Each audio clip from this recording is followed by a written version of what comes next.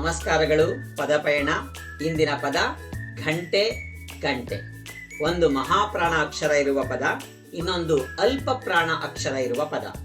ನನ್ನ ಬಳಿ ಎರಡು ವಸ್ತುಗಳಿವೆ. ಒಂದು ಪೂಜಾ ಸಮಯದಲ್ಲಿ ಶಬ್ದ ಮಾಡಲು ಬಳಸುವ ಸಾಧನ, ಇನ್ನೊಂದು ಗಡಿಯಾರ. ಗಡಿಯಾರದಲ್ಲಿ ಸಮಯವನ್ನು ಸೂಚಿಸುವಾಗ ನಾವು ಬಳಸುವ ಶಬ್ದ ಘಂಟೆಯೋ ಗಂಟೆಯೋ. ಈ ವಿಷಯದಲ್ಲಿ ಹಲವಾರು ಜನರಿಗೆ ಗೊಂದಲವಿದೆ.